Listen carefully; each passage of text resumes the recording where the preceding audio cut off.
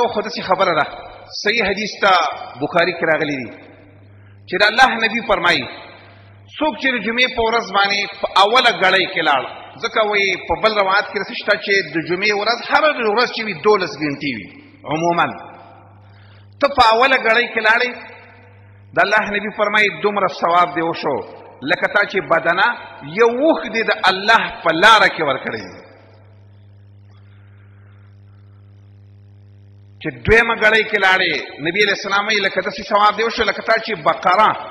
یو غوا د الله په لاره کې ورکړي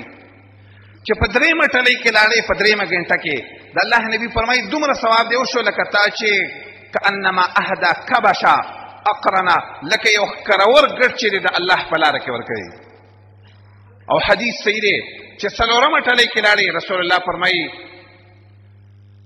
بیا دوسې ثواب دی کېږي کانما اهدا دجاجه لکه یو چرګ چې دی د الله په لاره کې ورکړي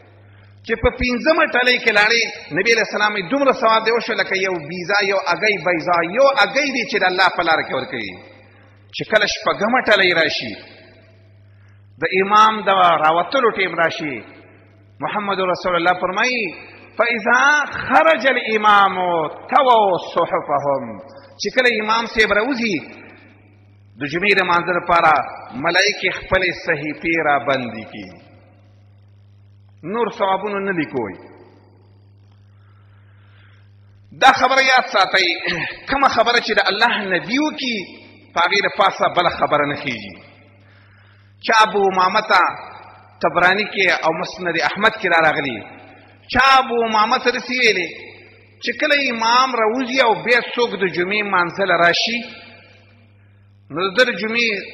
مونځ نه کېږي هغه ورته ناشنا خبره وکړه ویل د جمعې مونځ دې کېږي خو د ملایکو په صحیفه کې چې چا کم نوم لیکل کېدو هغه نوم دې ونه لیکل شو بس